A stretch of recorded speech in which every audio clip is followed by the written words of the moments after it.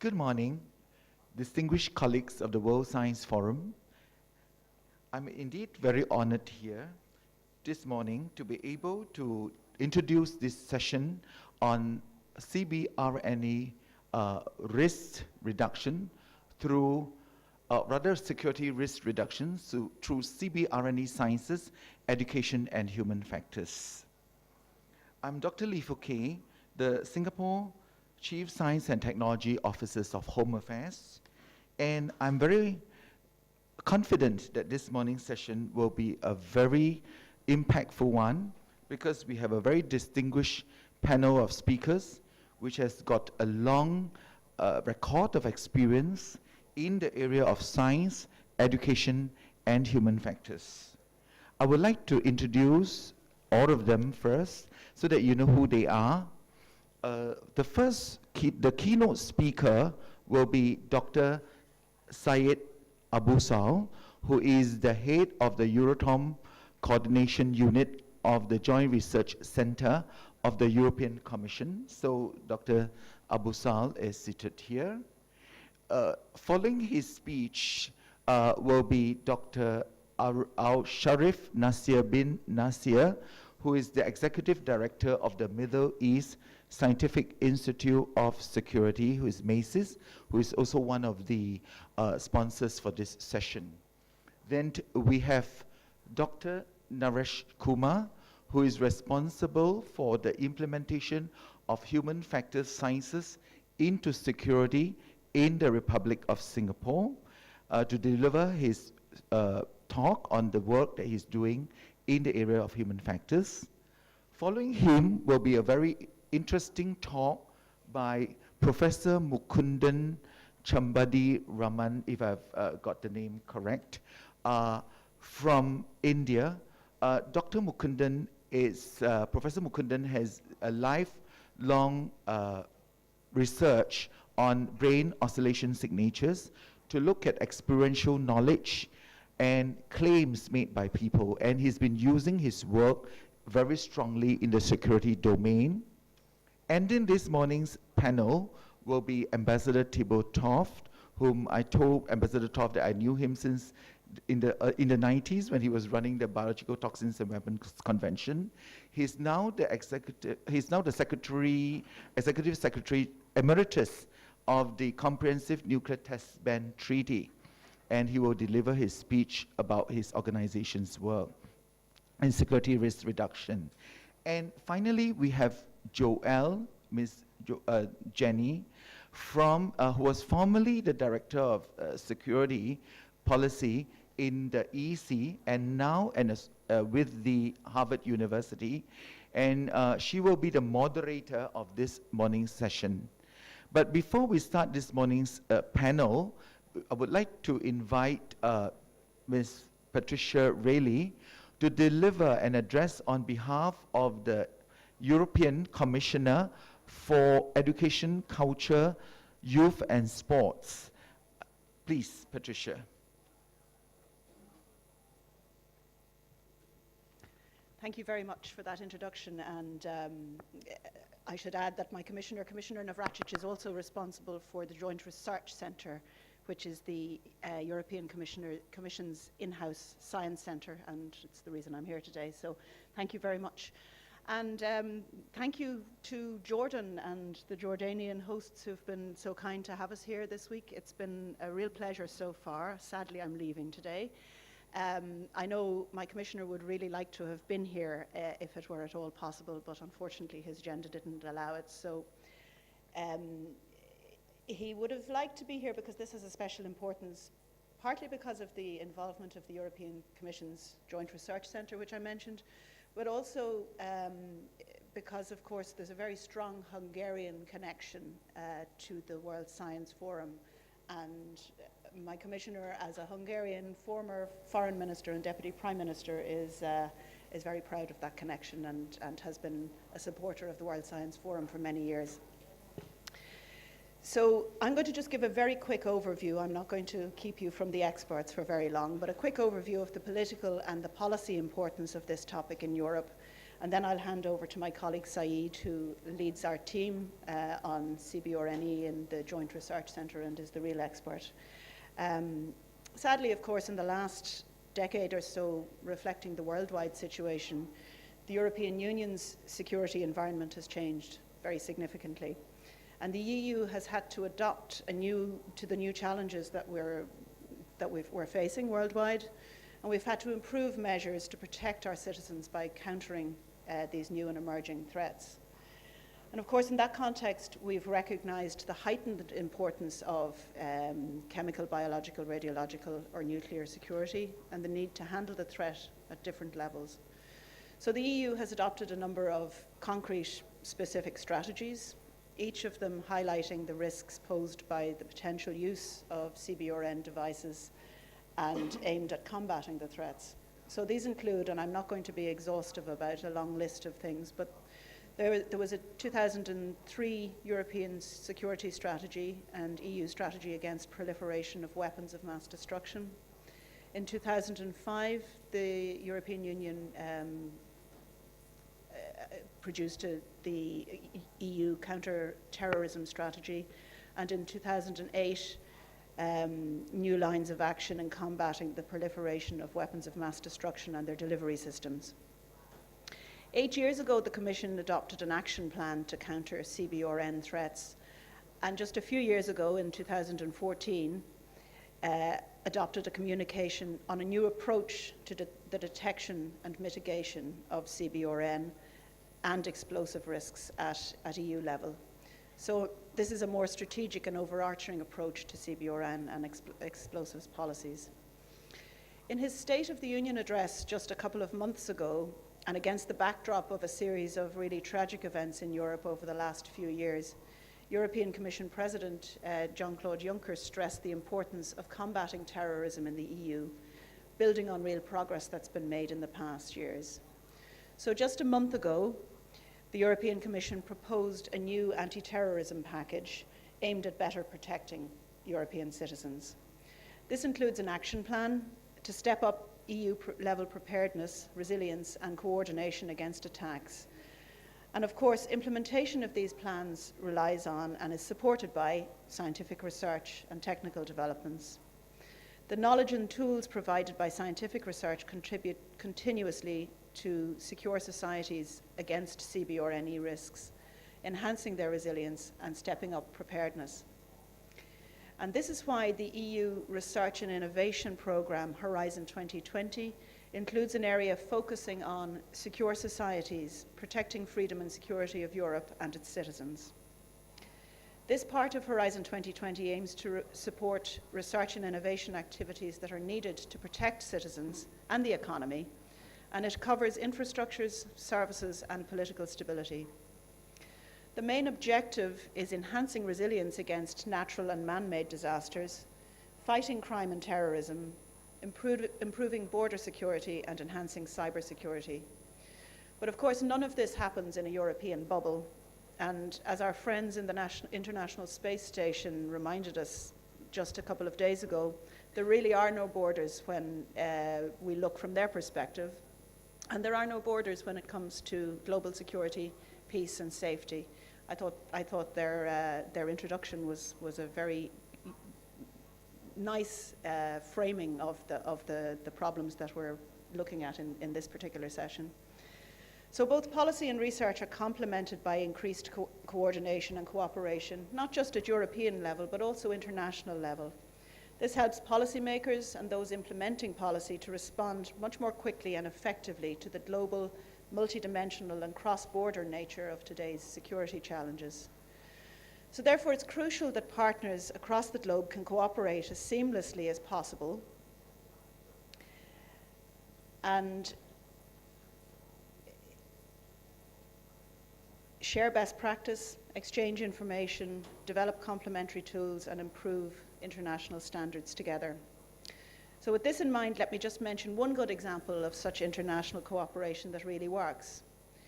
The EU CBRN Risk Mitigation Centres of Excellence initiative was launched in 2010, and it's based on a new methodology for providing technical assistance to countries outside of the EU in CBRN risk mitigation. The initiative was designed in a bottom-up fashion, a totally voluntary approach, and it combines regional and interagency networking with national needs assessment and national action plans that have been developed by partner countries, and a project delivery system to transfer tailored expertise to the partner countries. This network brings together excellence in science with operational expertise across many diverse areas and involves 58 different partner countries organised around 8 regional secretariats, including, for example, in both Singapore and Jordan as partner countries, and a regional secretariat hosted in the Middle East Scientific Institute for Security right here in Jordan in Amman. And we'll hear a lot more from the expert on that very shortly. Our scientists in Europe are looking forward to continuing this excellent cooperation and building on the solid foundations that have already been laid over the last decade or so. So on behalf of Commissioner Navracic, I'd like to hand over to the real experts now, and I really look forward to welcoming you in Europe at a future meeting of this forum, and particularly in Budapest. Thank you very much indeed.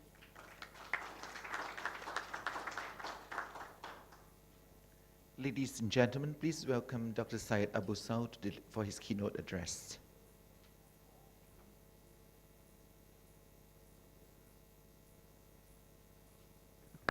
So good morning. I'm very pleased to introduce the session by putting the scene and helping the distinguished panelists to give more information and more debate on this very important subject on CBRN security. CBRN is the abbreviation of malicious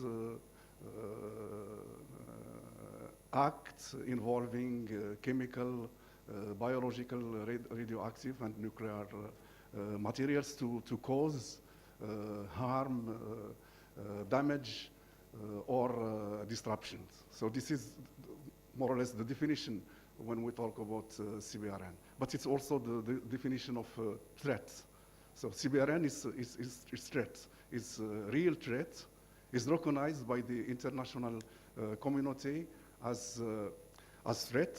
And in 2006, the UN Security Council adopted the resolution on that, the resolution 1540, that oblige member states to take all the measures to mitigate the risk related to CBRN. And it obliged also the member states to report on the measures they are taking. They have to report to the 1540 committee on their measure. So the threat is everywhere, and each country is analyzing the threat, is assessing the threat. The assessment is done by the government. Threat assessment, threat analysis is the responsibility of the government. It's done by the national intelligence services. They need to look at the threats based on threat scenarios, and also taking into account the vulnerability of the country. The vulnerability is the weakness that make the targets attractive for attack. So by looking to the scenario, the threat scenario, and to the vulnerability, you will be able to draw the probability of occurrence of attacks. So if you have the probability of the occurrence of an attack, and in the meantime you can evaluate the impact of the attack, then you'll be able to measure the risks. High probability with high impact, high risk. Low probability, low impact, minimum risk, or acceptable risk. In the case of the CBRN, we are dealing with issue where we have low probability, but high risk, high impact. High impact, low probability. So It's very important to have this notion of from the threat to the risk evaluation. And looking to the threat, then we go to the security system. So the threat, it's mainly responsibility of the government, of the intelligence services. But security system, I think there is a lot of rooms where the science can intervene. If you look at the security system, which is very complex system, you have three elements in the security system. You have the policy, first one, policy, rules, law, regulation. The second element is the professional staff, security staff. They have to implement the policy security. And the third element is the technology. The security staff need to use technology to implement the security policy. Those are the three elements. Technology can be hardware, can be communication technology, information technology, and so on. So we have those three elements. If you put them in a row, you need still to add in one column the definition of the security itself. Security is about prevention, detection of, response to any malicious acts involving CBRN materials. So in this matrix, where we have policy, security staff, technology, and you have prevention, detection, response, it gives you very complex matrix, and each puzzle, each cell in this matrix is itself challenge. And if you zoom in, there are a lot of challenges to be tackled, and science can play an important role in this regard. Science can play an important role on technology. What are the technology we need for the information, for exchange of information? What are the technologies we need to better detect the acts? Science, behavior, human science can help a lot on the prevention, can also help a lot for the staff, security staff that have to implement the policy, security policy. They need to be trained, which kind of training they should get. There is issue of security culture, security in Jordan. Probably the culture is not the same that's in Paris or in Brussels or so on. So there's a lot of challenges when you look at this picture, of the complexity of the security system. So this said, security is global issue, and of course need global response. And we are all responsible, and we all need to take our responsibility. And Patricia mentioned already the EU parts in this global effort related to CBRN risk mitigation. And in this regard, among other initiatives, we have launched recently what we call the CBRN Center of Excellence. So it's an EU initiative involving almost 60 countries in the world, distributed among 8 regions in the world. And the aim of the centers of excellence is to develop capacity in the partner countries to be able to face the threats and risk associated with CBRN materials. We work with our partner countries on looking to their need. There is need assessment, questionnaire, 300 questions that each country work on to look at their needs. And from this need assessment, each country is developing its national action plan, CBRN action plan. And then after this, the European Commission, the European Union, is funding projects to fill the gaps that are in this national action plan. We are funding so far about 65 projects in the 8 regions in the world. The projects, also the aim of the projects is to put some dynamic in the cooperation at regional level between partner countries. We have secretariat in each region. In the Middle East, Nasser is the head of the secretariat, and they meet regular basis in the region with the partner countries in the region. It's very important that there is this networking in the region, there is exchange of information in the region, and the projects also help a lot because they create new dynamic when there is joint project in the region. There is a lot of contacts, seminar, workshop, and so on.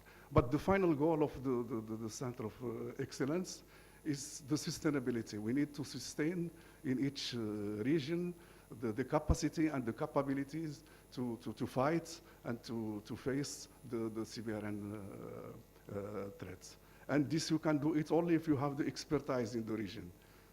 We need experts in the region. And the experts, you cannot get them like this. You need to involve the academia, you need to involve the scientists, and it's very important to create the link between science and operation. So we have professionals of security that they are on a daily basis doing with the operations, and we have scientists in the lab thinking on something new. But this gap has really to be filled to bring together the operation and the science together. I will conclude also by saying that technology itself has to be also looked in different manners. When the scientists are developing technology, they should be aware also of the challenges, on the security challenges. Technology itself can be dual use. And when we develop some technology, we have to be also aware that the technology can be also used for other purposes than what is intended to. We are talking now about the 3D printer, and which is very, very important development, innovation, but there is also some security-related issue with the 3D printer. We are working on the export control of dual-use goods with the 3D printer. There's another export control, and you don't need to export anymore the dual-use. You need only to transfer via internet the design plan of arms or bomb or anything, and then it can be printed in another country. So all these elements has to be taken into account when we are talking about the challenges on technology. So science is very important to improve the elements I mentioned before on this complex security system, but also science should be aware that dual-use issues are also important and has to be tackled. So with this, I conclude, Mr. Chair, my introduction, and I am sure that the distinguished panelists will develop more than what I said so far on this. Thank you.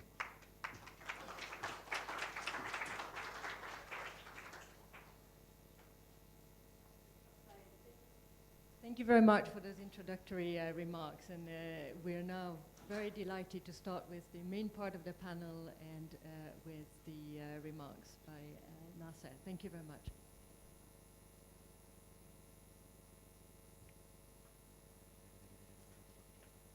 Thank you, Joel.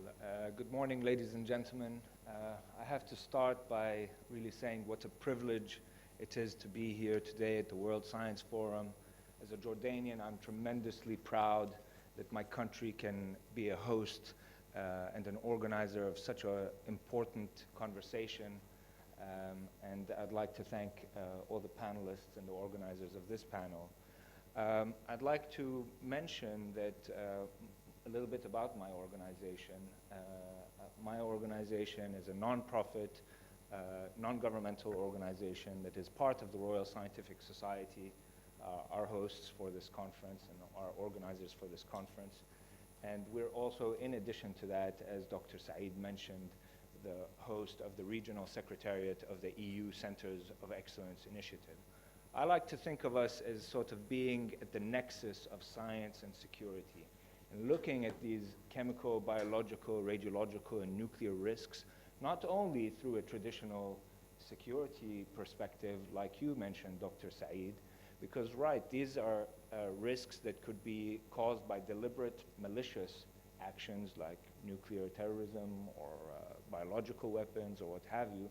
But by the same token, they could also be caused by accidental incidents, such as explosions at a chemical plant, for instance, or by natural events like pandemics, which are a natural biological threat. So what we try to do is really try to promote a whole of government and a whole of society approach, because you can't deal with these threats through a purely security lens. So this requires an active role of the region's scientific community, of academia, of the private sector, whether it's pharmaceuticals or industry or hospitals. And so we try to promote that view.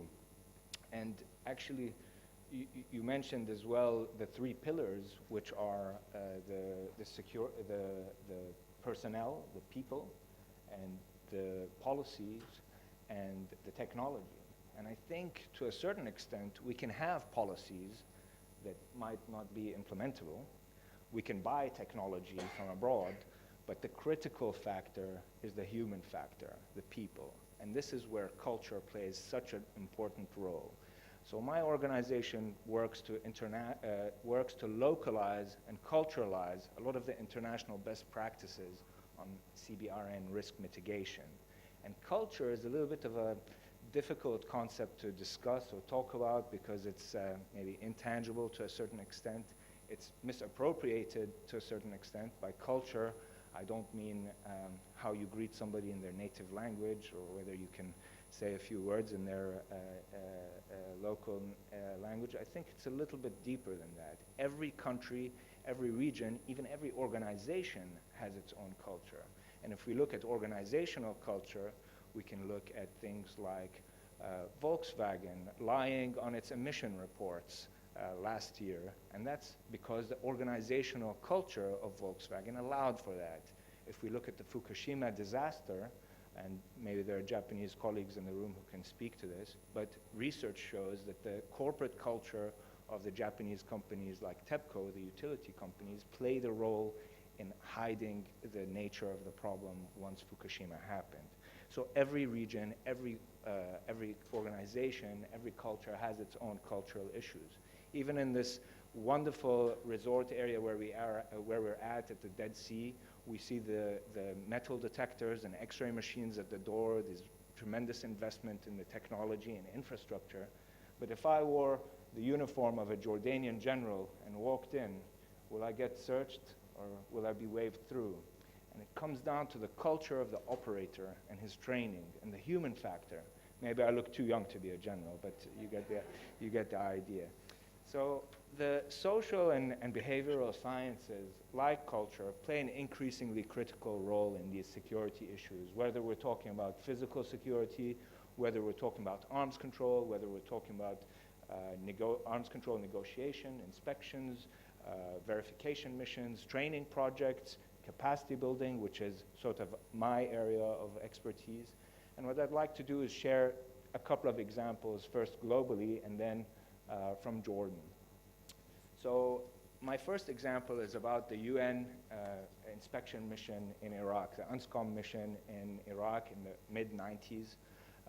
Declassified reports under the Freedom of Information Act in the United States showed that there was a lack of cultural awareness among those involved in the inspection regime that resulted in the misinterpretation of the behavior of Iraqi officials.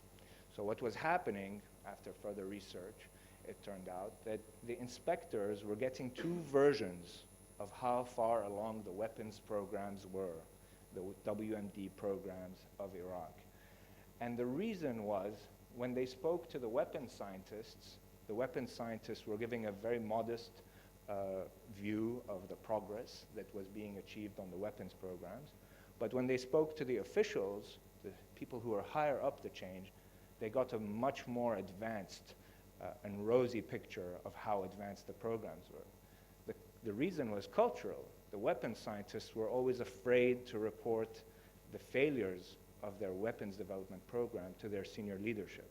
And so as an inspector who wasn't aware of this cultural dynamic, they said, we're getting two versions, somebody must be lying, they must be hiding something. So that's one example that I'd like to share. Another example is of the arms control talks, the Track 2 arms control talks between the US and China, where participants developed and adopted a glossary of about 1,000 terms to guide discussions. And it was often evident that beyond the never simple translation of one language into another, there was also the difficulty of differing interpretation of terms. So they said that the starting point had to be to develop a common glossary where they could agree on what the terms meant in different languages. And this is something that my organization is increasingly doing in terms of redeveloping international guidance, international best practice guidelines into Arabic. And that's not because there's any shortage of Arabic language translators in Brussels or Vienna or Washington or elsewhere, but it's because there's translating something and indigenizing something are two very different things. And I think our interpreters can attest to that. So in terms of a Jordanian example, I'd like to mention that my organization has been involved in developing security awareness programs for Jordan's first research reactor, which was commissioned last year. I don't know if anybody of you are going on a site visit to the reactor on Saturday. No? Okay. So at the reactor, what you should see, among all the work that we've done on developing the human reliability and trustworthiness program for employees of the reactor and the security awareness course that every employee has to take, the induction training, the refresher training. We've also developed a signage campaign on security and safety awareness that's focusing on very culturally driven factors that are very specific to Jordan. And here there are things like shame, honor, institutional pride, apathy, over-reliance on the security establishment, identity, hospitality culture, and fatalism. And I'd like to show you some of these just as food for thought. And if I go overboard, I'm depending on our moderators to give me a sign. So I hope you can see this, but this is the image of a civilian who is wearing the uniform of the gendarmerie, which is the unit that's tasked with security at the site. And the message in Arabic is security is your responsibility. And the idea is that we have this stovepiping between the security and the non-security establishment. Because we're so blessed with security here in this country, we're always over-relying and over-depending on the security establishment to address any of our security concerns. So the message here is to reinforce to the employees that security is everybody's responsibility. This is a very important issue, going back to the issue of metal detectors. Given the hospitality culture that we're renowned for, this message says, honoring your guest doesn't come at the expense of security. And what I was seeing is that we were having delegations, high-level delegations coming from abroad and being visited and going to the reactor before it was hot, before it was commissioned. And they would go in, be whisked through security, and then they would come and tell me, there's no security at the reactor. And tell them, no, this is because of the hospitality culture. And we worked with our authorities to highlight this issue, and they responded very favorably by the chairman of the Jordan Atomic Energy Commission actually took a photo of himself getting searched that was put next to the metal detector so that the message is clear to the operator that everybody needs to be searched. This is something to increase institutional pride, and maybe my Jordanian colleagues can attest to us having a problem in this area. And it says, I'm part of a strategic and national project. It's not just a regular job, but it's something that's so important and meaningful, and you have to treat it as such. This one is a little bit harder. It's about shame culture, I would say, and it says silence implies consent. Your silence over improper behavior makes you complicit in it. And the idea is that to address the apathy that we might witness from anybody who is an onlooker to security incidents at their facility or even elsewhere, the message is to reinforce the role of the individual in addressing these security issues. Again, don't be the weakest link in this facility. To put the burden on the individual and the shame that would be associated with any security or safety incident stemming from individual negligence. An ounce of prevention is worth a pound of cure. This is addressing the cultural fatalism that is prevalent in our part of the world, and it's meant to reinforce safety and safety culture. So I think with that, I'll stop there. Yeah. Thank you. Thank you. Nasser, thank you so much for a really vivid and fascinating presentation. We've heard from many people so far in the conference that the human factor is the risk. Are you also saying that in many ways the human factor can be the asset, and that of course we need to look at the risk, we need to look at how we mitigate the risk, but what you're also saying, I think what I'm hearing you say here, is that we can tap into the behavioral factors that make people want to fulfill their duties and have a sense of honor. How do we do more of that? How do we understand the human not only as a risk, but as the asset in our collective security? Certainly, thank you for that. And I think if we've seen the message being promoted by the Jordanian hosts at this event, is that Jordan is a resource-rich, resource-poor country, and the greatest asset is the human asset. And so I'm very much in line with your thinking that it's not an issue of it being a disadvantage, but also an opportunity for us. And what I would suggest is to look at maybe to bring some creativity and innovation into this otherwise very traditional field.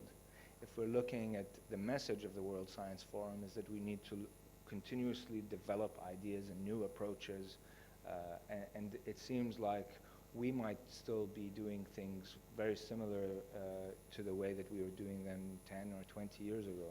And this is why the Centers of Excellence initiative is really novel and new in this approach, because it's a new operational model of doing business. And I have to thank the European Commission for their support of this work.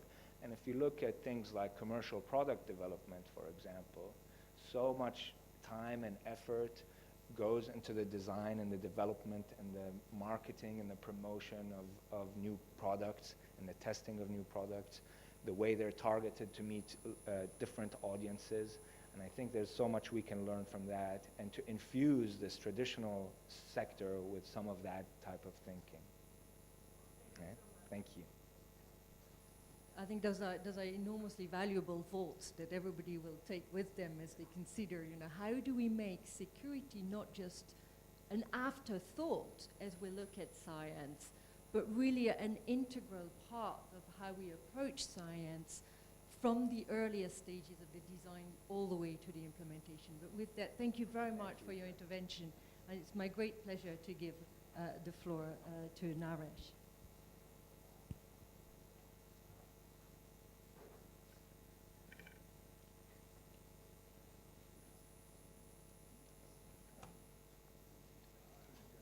It's okay. It's okay.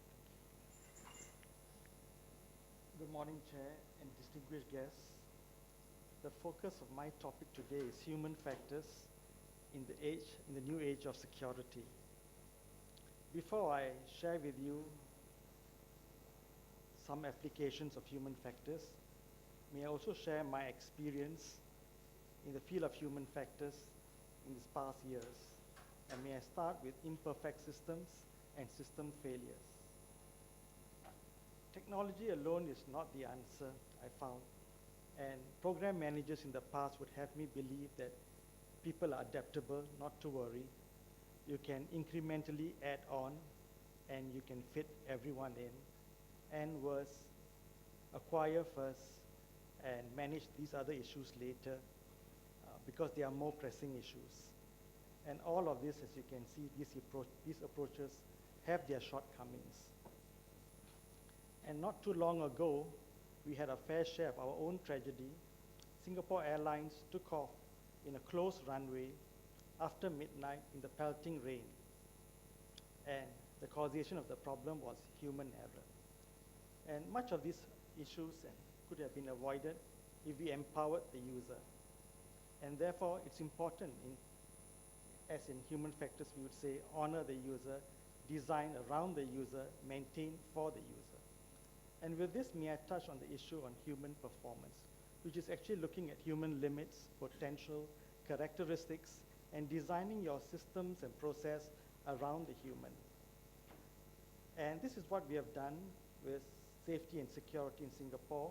We try our best with systems and processes to design around the officer.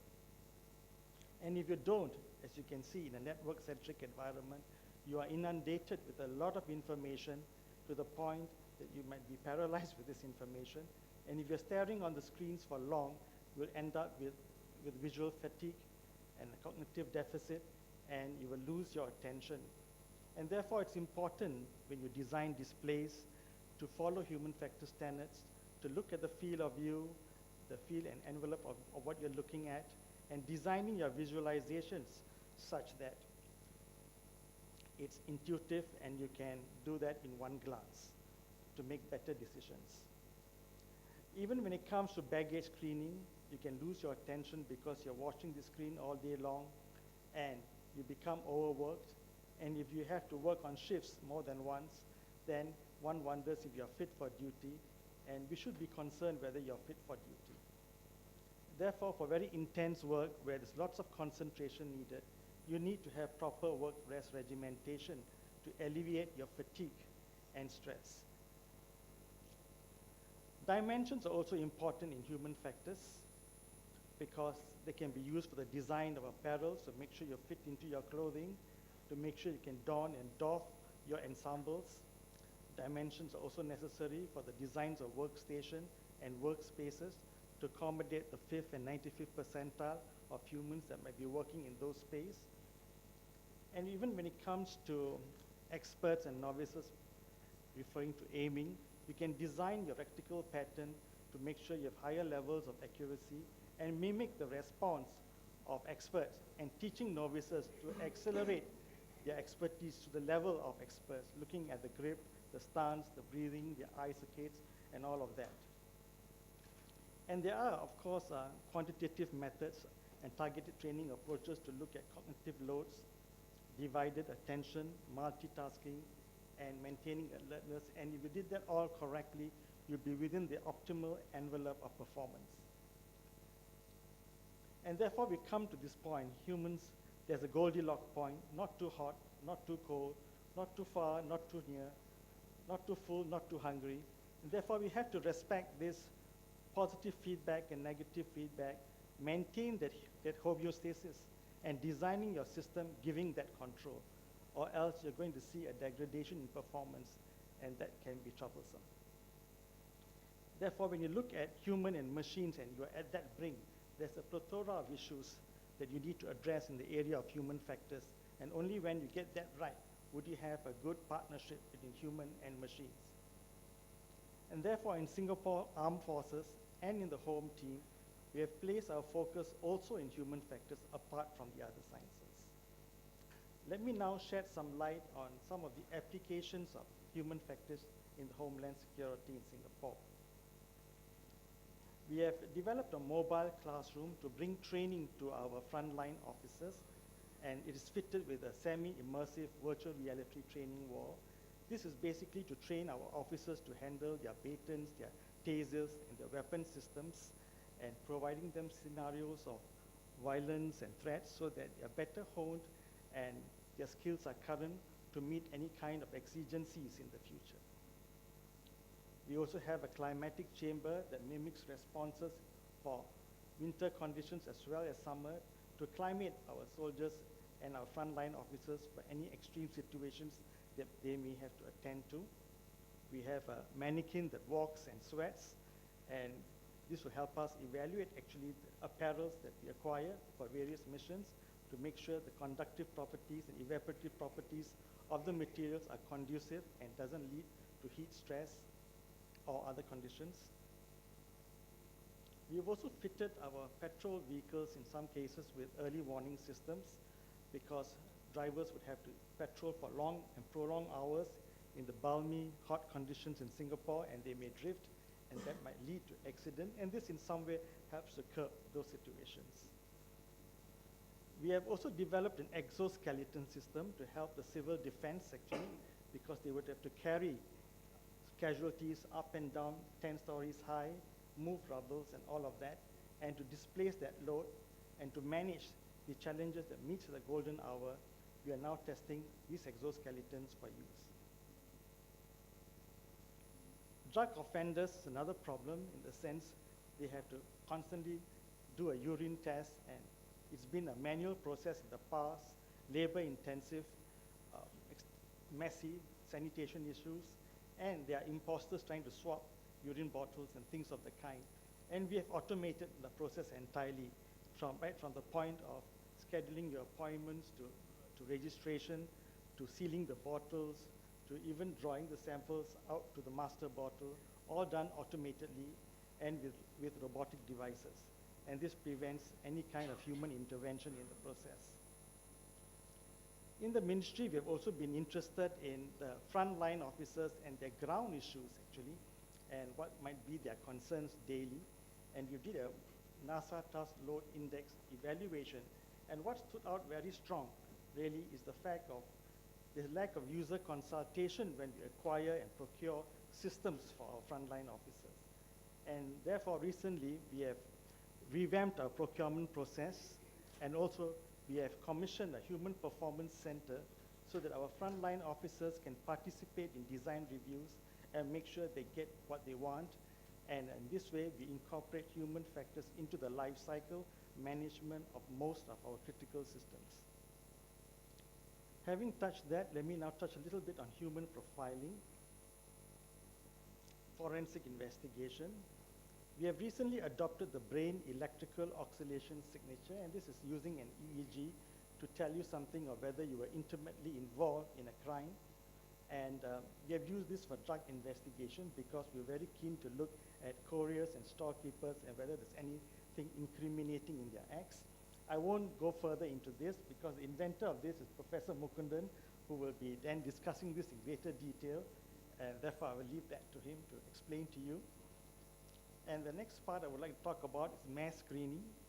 We've got many checkpoints in Singapore, land, air, sea, and our passenger screening officer has to actually verify the identity of the traveler, administer questions, and clear. He's concerned of who you are you who you say you are, and even look at personally your intentions and what you might show. And we are dealing with large volumes here, and we have to clear individuals in a very short time. Society-wise, aging population, low birth rate, so really we are short of manpower. We have to automate our process, and we already have done that. We have biometrically now you can clear yourself if you're local and a native, and if you're a long-term traveler in Singapore, we can clear you automatically without having to go through an officer.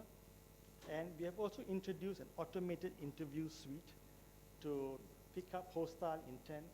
This is for secondary screening.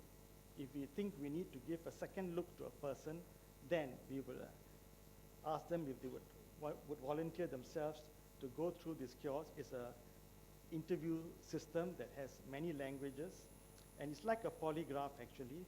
It has sensors for galvanic skin response, respiratory sensors, thermal sensors, and eye circuits. It gives you an idea of how well you're orientating to the questions, and this helps the duty officer, in a sense, before he starts the interview, to understand something of your profile so that he can better focus his questions. So we are on the brink of an exciting age here, where we're planning right now to game change so that we are moving from manual to semi-automated to fully automated. In 2 years' time, we're going to have a kiosk that talks naturally to a traveler, and the avatar will be able to actually clear you biometrically and do a credibility assessment. And if that's not exciting enough, may you spare a few moments, and I would like to show you a video clip.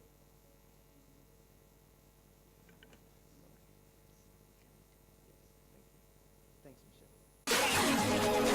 She works so hard just to make her way for a man who just don't appreciate, and all she takes her love in vain. You should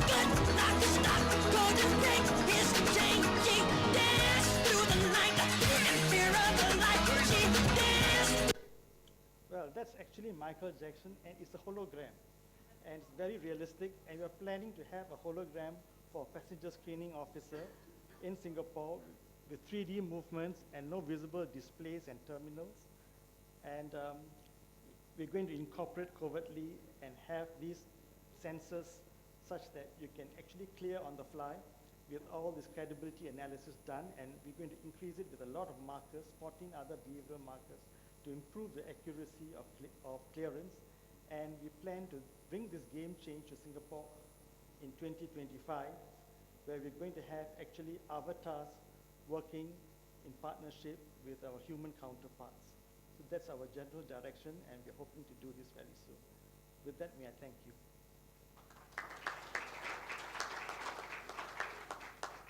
Thank you so much for illustrating in very concrete manners how technology can enhance how we approach security. I would have so many questions I would love to ask, but in the interest of time, I think I propose we move directly to Dr. Mukunda. I would just say that I very much look forward to being welcomed by Michael Jackson. I think we've just had a reminder that we can never be careful enough when we think about security designs.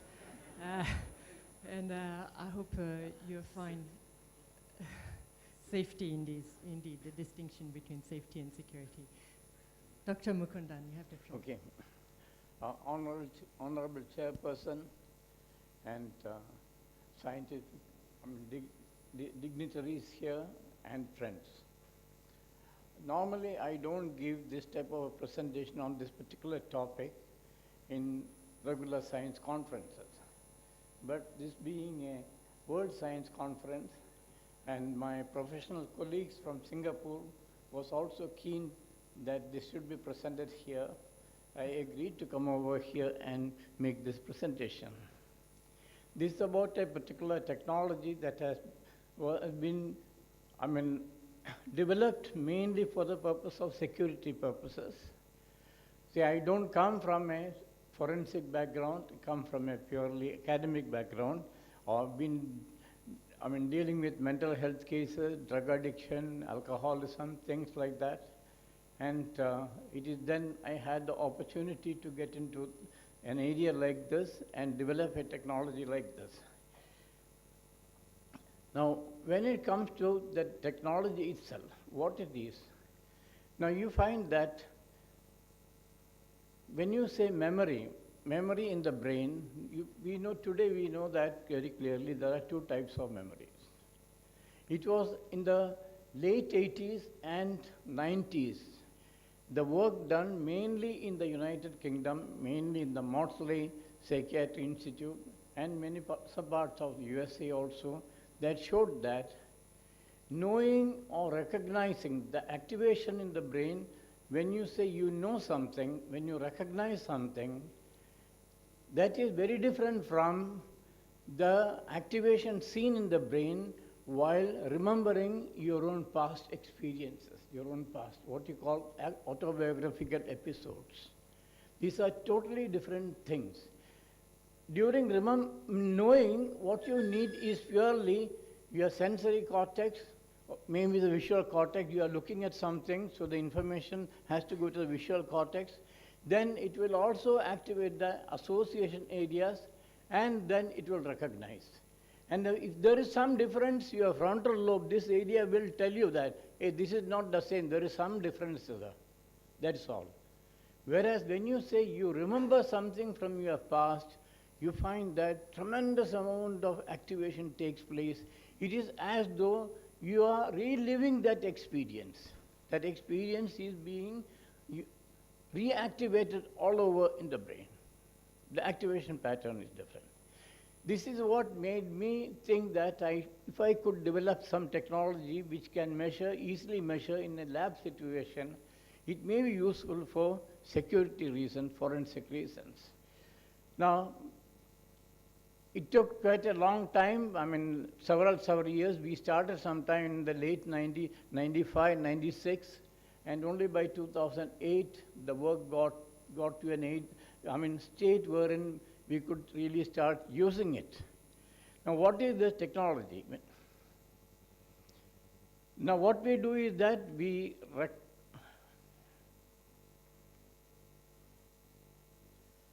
see, this is what I said, when during remembrance you will find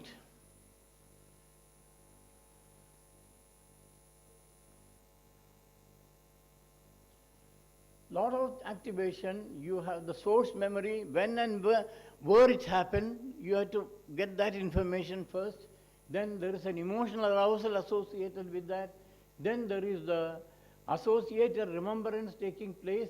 Then sensory motor imageries are all over again recreated in the brain. And this cueing of past can occur either verbally or visually. It could occur because of many reasons. At the same time, the activation pattern is different. Whereas if you say recognition, what happens? See, let me tell you the difference. For example, if your body temperature increases by 0.5 degrees or even 1 degree, well, you will take it very seriously. Something is happening to me. And you may find that you have to find the reason why this is body temperature has increased. That small increase is a very significant aspect. So body temperature, measuring it, a very sensitive measure. At the same time, looking at the body temperature, you cannot say this is the disease you have. It has no diagnostic specificity. So in the same way, during recognition, you have a potential that comes up from the brain, which we call the P300 potential. A P300, that is a positivity that comes from the brain. Looking at that positivity, you cannot say that this is what caused that positivity, changes in the positivity. But it's a very sensitive measure. So this is where the brain fingerprinting came to be used, that positivity using that. So the technique that I am saying, in the beginning itself, you must remember that it has nothing to do with that. It is something very different.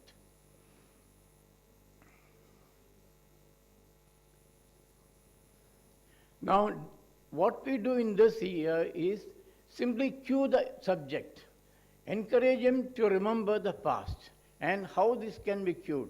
What we are doing is present simple sentences, short sentences, very short sentences, which will not be more than 3 seconds, for example. And take him to the past. I'll show you the sentences. And when this happens, these are the various processes that would be taking place. You hear it, the sound is converted, and the auditory aspects are understood, and the semantic interpretation happens. You identify the words, and the meaning is understood, and then starts the processing of memory, the retrieval of memory starts.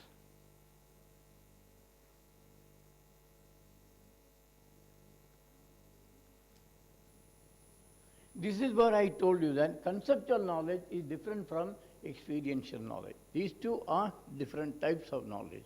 Experiential knowledge you can have only if you have participated in that activity.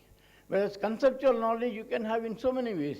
You heard from somebody else, you saw in the TV, or you read in the newspaper, or you read anywhere. In so many ways you can come to know of things. But to say that you experienced it, you have to participate in the activity. Now what we are trying to understand is that when there is a remembrance of that participation, the activation pattern in the brain is different.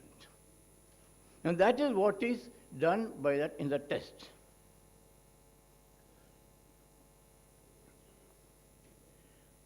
Now you find that in remembrance there is a method of retrieval, earlier experiences, what we call, I told you, technically autobiographic episodes. You retrieval. Now BIOS profiling is a method of classifying the presence of remembrance of an experience. Now remembrance can take place, very important thing, only if there is an emotional content in that.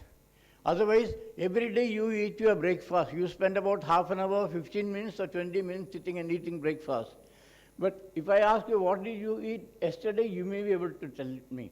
If I ask you, what did you eat last Tuesday, you will look at me. This fellow is a nutcase. I eat breakfast every day. Do you remember? But every day you are spending 20 minutes participating in the activity. But doesn't mean that you will remember. But then you remember, oh, last year or 5 years later, this is the way I celebrated a thing. Maybe your marriage or maybe your child's marriage, you remember everything about it. Every item that was made in the house, every item that was served to people, you remember that. Because there's an emotional content to that. Only then you remember, otherwise you don't remember. This is the way the probes are presented. You can quickly have a look at it. I'll show the next one, that will be easier for you to look at it. I hit the piggy bank with rod. The piggy bank did not break. I hit it hard to break it. The piggy bank broke into pieces. Money fell out of the piggy bank, etc. This is the way the probes are presented.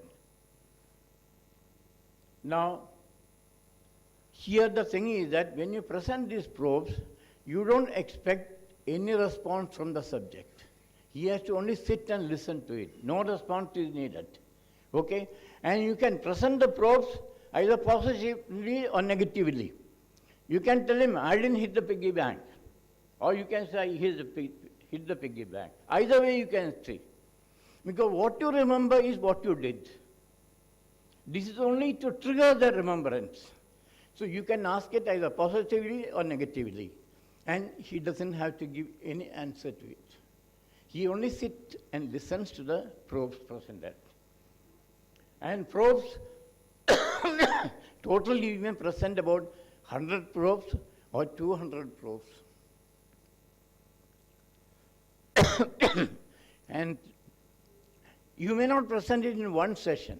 You may present in 2 sessions, 3 sessions. It depends on you, the way you want to present it.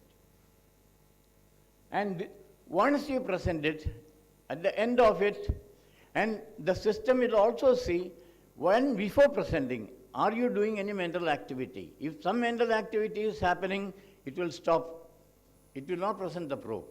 The system presents the probe in the language comfortable to the subject. And once all the probes are presented, it will do the analysis and print out a report. Just print out the report like this. I think that's one more. Yeah. These are the different types of probes that are used. There are 4 categories of probes. One is called neutral probes. The other is controlled probes. Then targeted probes. These are the probes the investigator is interested. Either he has done this, or he has done that, he has done that. It's not just one small thing, several things. At the end of it, the subject may say, no, sir, I was not there at all. I had gone to another place. I was in that place. How can you say that I did this? All right, you test that also. So you test the subject's view also.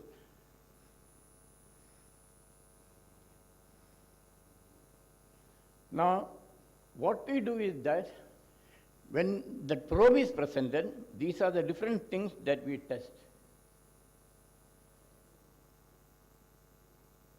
Sensory registration,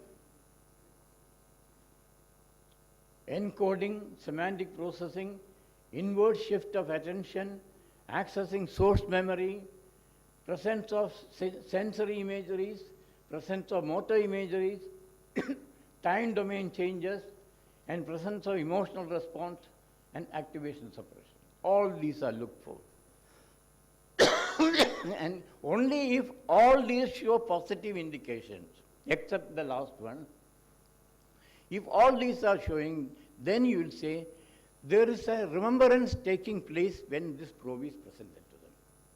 The test says only that there is a process of remembrance taking place when the probe is presented, right? Now, what he is remembering is for you to know. You think it's the content of the probe that is making him remember, right? This is the information that is passed on to the investigators. Then it becomes their job to go and further investigate. And they have to find the primary evidences.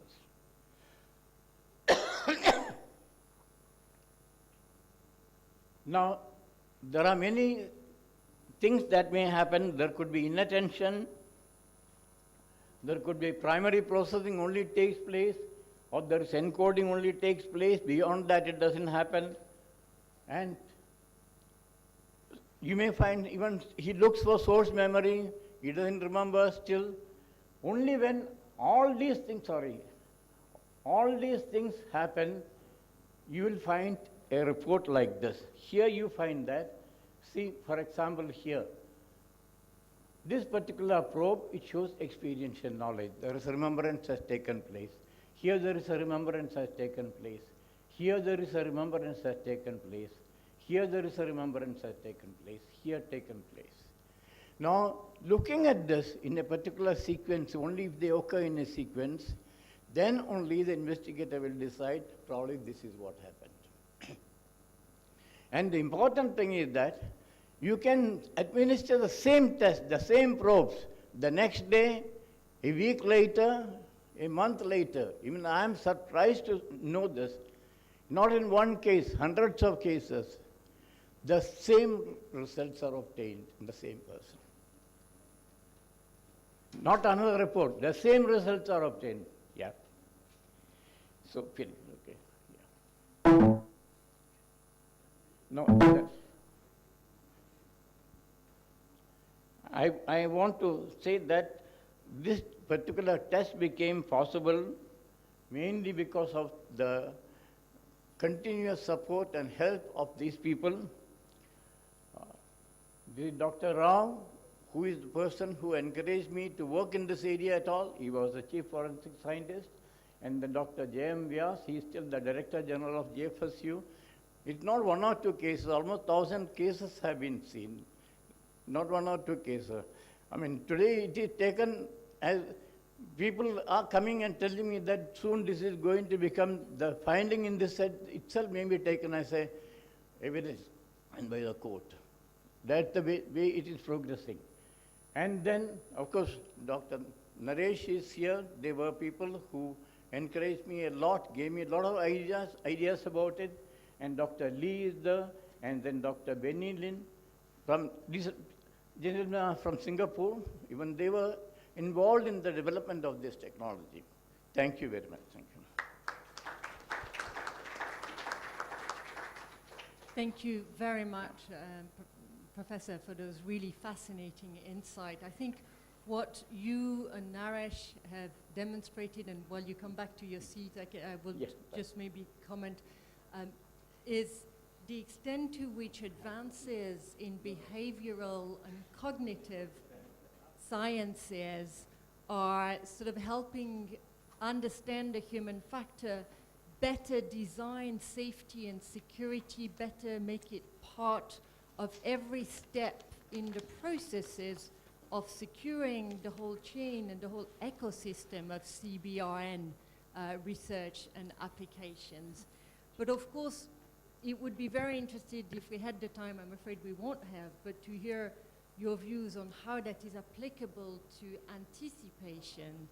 And we know, for example, from open source, out of 108 jihadi groups that have been studied around the world, 12 have been demonstrated to have pursued the acquisition of or use of weapons of mass destruction using CBRN.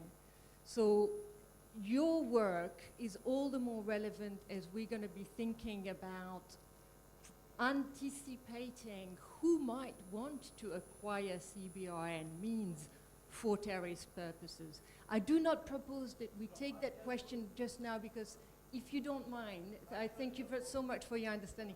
I would like to make sure that Tibor also had his full time for his slot, and then I'm sure, and we will definitely want to come to it. I just want to make sure each speaker has had his full time. So Tibor, please, you have the floor. Thank you. Thank you so much.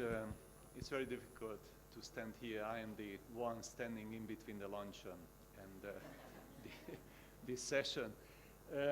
Let me say that the aspect I would like to address is not the national level, it's not the regional level. I would like to address the global institution level. I would like to make a strong point that as it stands now, the avoidance of the avoidable is still a risky assumption. And I would like to make the point that the different layers underpinning security, but not only security, but safety, stockpiles-related issues, issues related what is called safeguards in the nuclear area. These are complementary elements where we will have to use all the different levels. It would be wrong to stop at the national level, interstate level, plurilateral, even regional. We have to use the whole spectrum, and it's a continuum. As the different letters, N, B, R, C, and E, for me this is A, B, C, D, E, F. A for nuclear, B for biological, C for chemical and cyber, and D for the delivery elements, and then F can stand for fissile material or used fuel, okay? And this is a continuum as well. You cannot focus on one aspect. And there is another element, of course, and Nasser mentioned that. You cannot speak about security in the context of security, because safety and security, with important differences, but there is a significant overlap.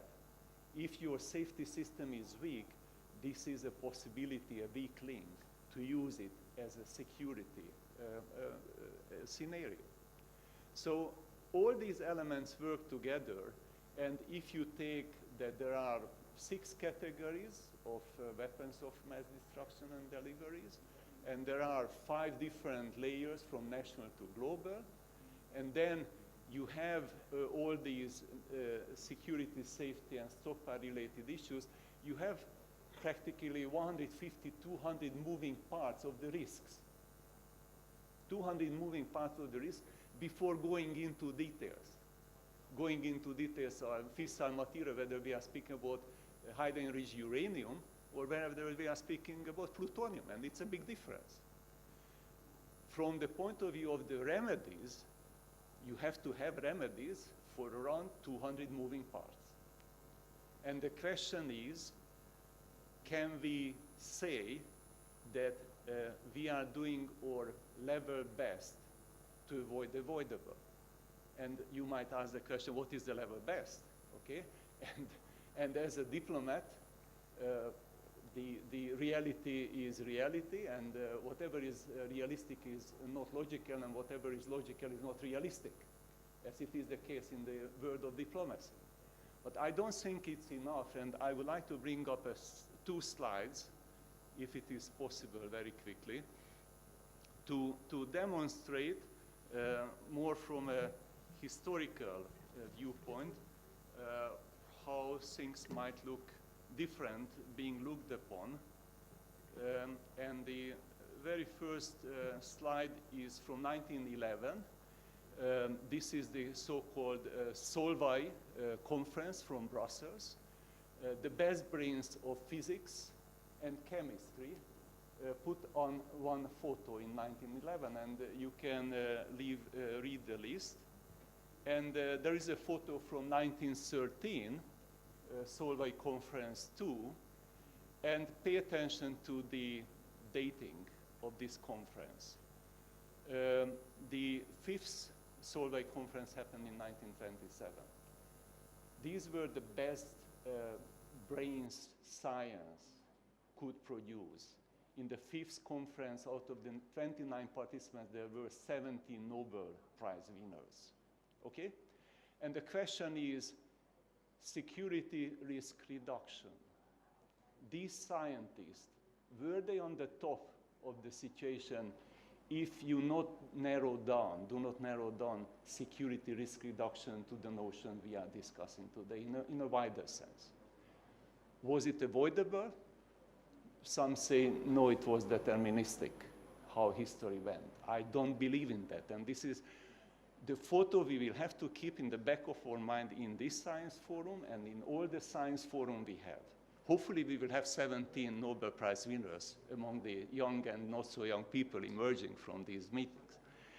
But moving away from the photo and coming to the global organizations, the advantage the global organization can bring to the table, again, is not an either-or advantage, but efficiency. Efficiency in terms of investing more in cooperative tools compared to competitive tools, okay? And if you take that, if the situation is deteriorating to a level where the competitive military tool is prevailing, the financial and human and political costs are enormous. We don't have to cite examples, but there are important recent examples. We are speaking about hundreds of thousands of people affected and millions as refugees affected. Trillions of dollars being spent. So the political cost, it's difficult to quantify them. So compared to that, there is an important premium on giving a good chance to the more cooperative efforts global organizations can bring to the table. And they can bring to the table a number of aspects. Number one, setting a norm, which is the same norm for everyone. Creating mechanisms where it's possible to see through reporting and data gathering whether the norm is being upheld. And number two, to make sure that whatever is reported is really happening. These are the inspection, verification type of activities. And there is a price tag for that, but we are speaking about a price tag which might be in the low hundreds of millions. If you take my own former organization, Nuclear Test Ban Treaty Organization, 120 million per year to keep nuclear weapon tests to the minimum, and minimum for us, zero. And unfortunately, there are certain departures from the policy on that by the DPRK. The situation is complex. How far these global norms are being used and how much is invested, be it human resource-wise or financially. To give you one example, on letter B, biological weapons, the investment is much lower than on the chemical side. So on the Chemical Weapons Convention in The Hague, around $60–70 million per year is being spent on carrying out both visits to destruction and visits to industrial facilities. Around 200–300 people are doing that. On the biological implementation, there is a unit which is consisting 3 people. There is a norm. There is no data reporting besides confidence building measures. And there is no sophisticated implementation mechanism. You might ask the question, is it all right? So far, so good. Would it be sufficient to avoid the avoidable? Personally, I have nightmares on that issue of the letter B. And many others might have some nightmares. The way I look upon the situation right now, we have a linear projection about the future. We do not take into account game changers. There are important game changers, both technological game changers. Besides just the industry is doubling each and every 10 years. So the biological industry, pharmaceutical industry, chemical industry is doubling each and every 10 years, full stop. But in addition to that, there are qualitative game changers, ICT, digitalization, the convergence of the sciences, synthetic production, both in biochemistry, in the chemical industry, the shrinking of the physical size of the production capacity. And all that coming together, and of course, force multiplied by ICT is creating qualitatively new environment to assess how much we are investing on the global level with global regimes, with global organizations. The situation is, in those organizations, they are doing a good job. If you ask me what might be a more critical assessment, without, again, denying the success they are doing, I think, number one, there is a triple fatigue. There is a fatigue in general about cooperation. Cooperation is becoming something like a dirty word. Number two fatigue is the IGO, intergovernmental organizations fatigue. So there is a feeling that investing money in intergovernmental organizations is like throwing your money out of the window, and this is wrong, okay? And in addition to that, there is a regulation fatigue in general. There is a wave of deregulation where in all the different areas, the trend is to do as little as possible. And we are speaking about global public goods, okay?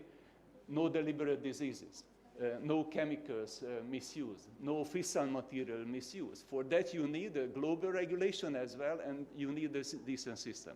Besides the triple fatigue, there is a fragmentation between the different entities. Of course, they are mandated by a treaty. They are in need boxes. But this is a world where need boxes are not respected by those who would like to misuse those technologies.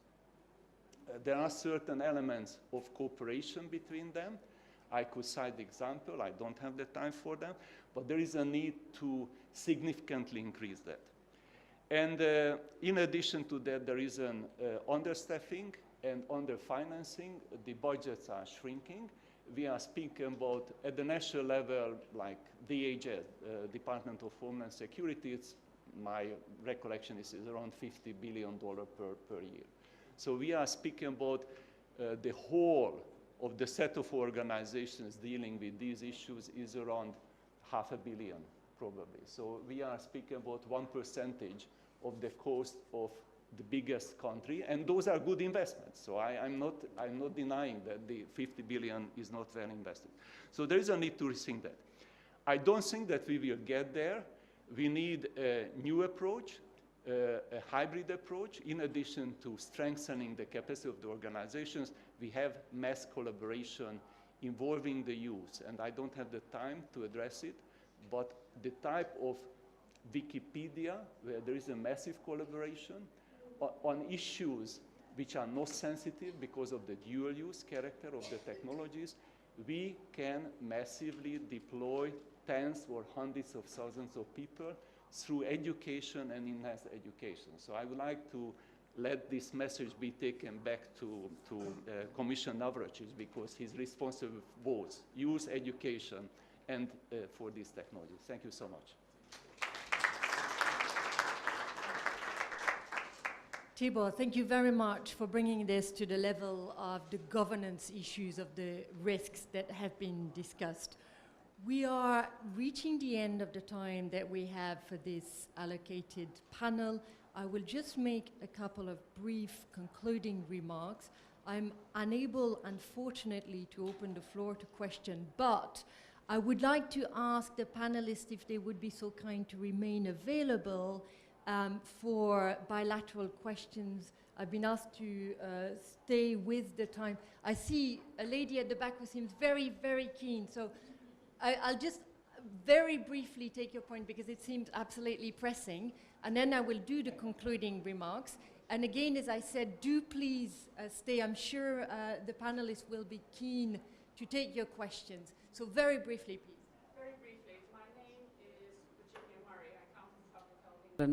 We have been working closely in partnership with many countries in this region to help to train and build capacity for CBRN preparedness and to provide resources. This partnership is something that I haven't really heard shared so much, how important it is to link these things together. But knowing that the EU is setting up a new centre of excellence, it would be wonderful to link to this, but also to really engage, because these problems will not disappear. Thank you for an excellent session. I think we knew all along when setting up a panel covering so many issues that it was difficult to do justice to what every one of the speakers had to contribute. What the panel has done, I think, wonderfully, and I really want to thank the panelists for that, is remind us that science and technology have brought enormous benefit to humankind, including through chemical, biological, all the energy-related aspects that we have been discussing. But as policymakers, as scientists, we have a collective responsibility to make sure that security is also completely integrated into how we approach the whole CBRN spectrum. We are on the dawn of completely new forms of challenges. The digital age is completely upending our traditional way of thinking about the governance of those risks and the measures for those risks. As all technology becomes information, all technology can be transferred, disseminated in the forms of bits of code. So the traditional ways of applying surveillance, controls of exports are reaching their limits when every individual, every organized crime groups around the world, every terrorist organization can access knowledge about CBRN weapons or how to weaponize what science has brought as benefit to humanity. So I really want to express my deep, deep thanks to the panelists because they have illustrated the different facets of those challenges, because they have given us insight about how culture matters, how cognitive behavioral science can help us get better at recognizing the importance of the human factor. How do we incentivize people to be responsible in their uses of science? This is no longer a question for scientists alone. This is a question for citizens. As citizens are encouraged the world over to experience with science for all the benefits that it can bring. So do please take advantage of a few more minutes to really get more of the immense knowledge of the panelists. And as for myself, I would be remiss if I closed this panel without expressing my deep thanks to Her Royal Highness Princess Sumaya and to everybody here in the organization, in the government of Jordan, in the science organization in Jordan, who have made this event possible. So on my behalf, I'm sure on the behalf of the other panelists, please allow me to express our thanks and to all of you for engaging with this panel.